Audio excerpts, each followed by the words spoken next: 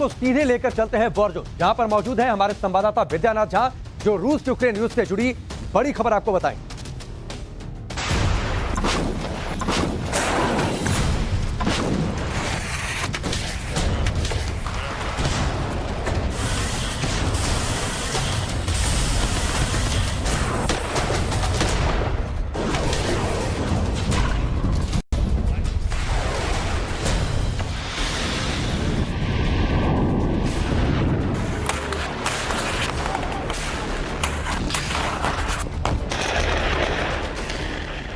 नमस्कार, आपके साथ मैं हूं विद्यानाथ झा। रूस यूक्रेन युद्ध के बीच वॉर जोन से सबसे बड़ी खबर और तस्वीरें सबसे पहले टाइम्स नाउ भारत पर मैं आप तक पहुंचा रहा हूं। और आज वॉर जोन से बड़ी खबर यह है कि पुतिन ने एक बड़ा बयान दिया है, जिसमें उन्होंने कहा है कि यह युद्ध जरूरत से ज्यादा लंबा खिंच गया। तो क्या इस युद्ध को लेकर एक लकीर अब पुतिन खींचने जा रहे हैं? क्या यह युद्ध परमाणु युद्ध होने जा रहा है?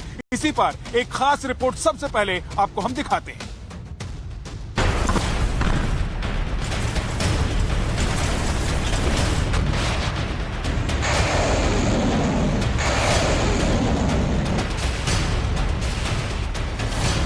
पुतिन की चेतावनी, पूरे यूरोप में सनसनी।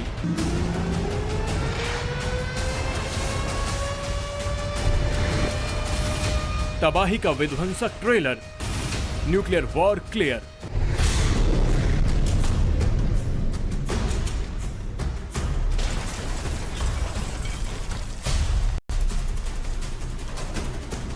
रूस और यूक्रेन के बीच करीब 10 महीने से चल रहा महायुद्ध अब एटम वॉर के मुहाने पर खड़ा है। रूस के ताबड़तोड़ वार से यूक्रेन में परमाणु आपदा का खतरा दिन ब दिन बढ़ता जा रहा है।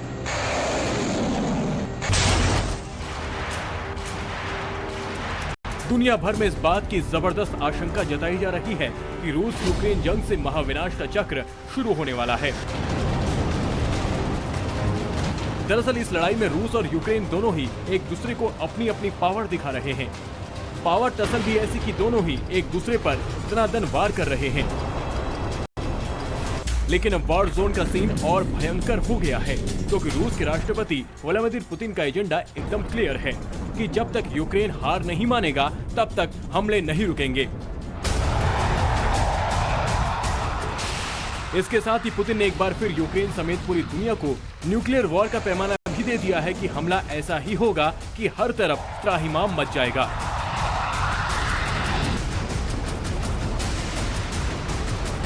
По поводу того, что Россия ни при каких обстоятельствах не применит первый, но если не применит первый, ни при каких обстоятельствах, значит и второй тоже не применит, потому что возможности применения в случае нанесения ядерного удара по нашей территории, они сильно ограничены. Тем не менее, у нас стратегия наша применения средств защиты, а именно как защиту мы рассматриваем оружие массового поражения, ядерное оружие. रूसी राष्ट्रपति का यह बयान भले ही चंद सेकंड का हो, लेकिन पुतिन के शब्दों में मैसेज क्लियर है। पुतिन ने थोड़ी बात कहकर भी दुनिया को सब कुछ बता दिया है। रूस यूक्रेन युद्ध के दौरान पहली बार पुतिन ने दिया है एक बड़ा बयान, और इस बयान के बाद कई तरह के कयास लगाए जा रहे हैं। दरअसल पुतिन ने कहा है कि यह युद्ध जरूरत से ज्यादा लंबा खिंच गया है, और पुतिन के इस बयान के कई मायने निकाले जा रहे हैं। पश्चिमी देशों में इस बात को लेकर खूब चर्चा हो रही है और कहा जा रहा है कि क्या पुतिन अब कोई ऐसा कदम उठाने जा रहे हैं जिसके बाद इस युद्ध को रोका जा सकता है, खत्म किया जा सकता है। और वो कदम क्या हो सकता है? क्या जिसको लेकर पुतिन और रूस की तरफ से बार बार धमकी दी जा रही थी, क्या वही कदम अब पुतिन उठा सकते हैं?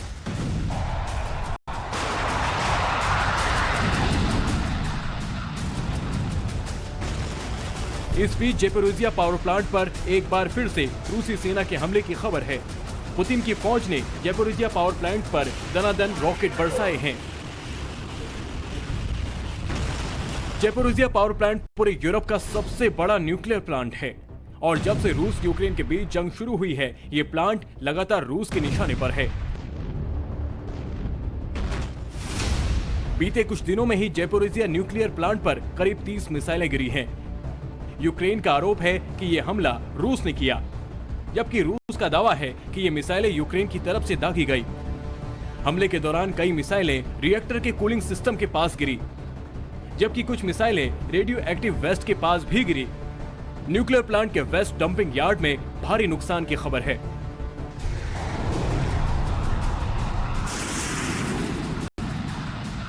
रूस का आरोप है कि यूक्रेन जानबूझकर रेडियो एक्टिव ठिकानों पर अटैक कर रहा है ताकि परमाणु हादसा हो सके और इसके लिए रूस को जिम्मेदार ठहराया जा सके।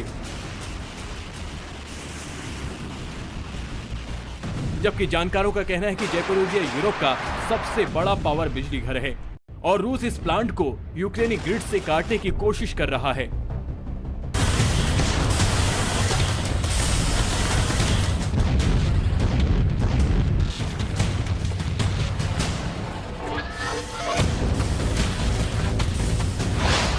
यूक्रेन के एनर्जी सिस्टम के लाइव स्टेट की बात करें तो यूक्रेन का 70% से ज्यादा इलाका ब्लैकआउट का सामना कर रहा है।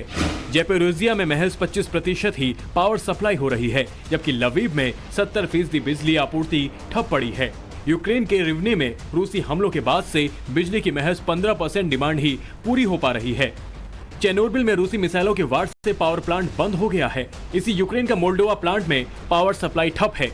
हालांकि खमेलनित्स्की और साउथ यूक्रेन में फिलहाल पावर सर्विस एक्टिव है, लेकिन रूस इस पर निशाना लगाने की फिराक में है।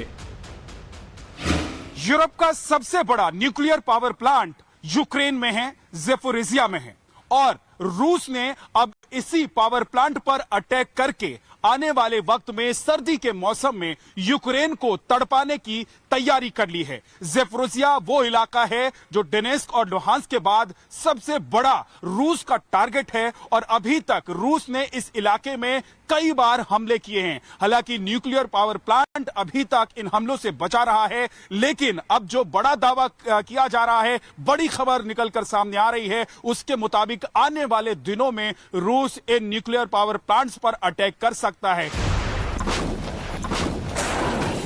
यूक्रेन पर हमला कर चारों तरफ से आलोचना और प्रतिबंधों की मार झेल रहे रूस के राष्ट्रपति पुतिन अभी भी झुकने को तैयार नहीं हैं। क्रेमलिन में एक कार्यक्रम में पुतिन ने यूक्रेन के एनर्जी इंफ्रास्ट्रक्चर पर रूस के हमलों को वाजिब ठहराया। पुतिन ने कहा कि हमलों की आलोचना से रूस के मिशन पर कोई असर नहीं पड़ेगा। Соседней страны. Да, мы делаем это. Но кто начал? Кто ударил по мосту, по Крымскому? Кто подорвал линии электропередач с атомной электростанции Курска? यूक्रेन को तबाह करने में रूस कोई कसर बाकी नहीं छोड़ना चाहता। रूस की तरफ से यूक्रेनी सेना के ठिकानों पर ताबड़तोड़ एयर स्ट्राइक की जा रही है। इनमें रूसी फाइटर जेट्स और लड़ाकू हेलीकॉप्टर्स के अलावा घातक ड्रोन बड़ा रोल निभा रहे हैं। इनमें भी ईरान की कमिकाजी ड्रोन ने यूक्रेन में जबरदस्त कहर मचाया है। खबर है कि रूस ईरान से कमिकाजी ड्रोन की नई खेप खरीदने की तैयारी में है।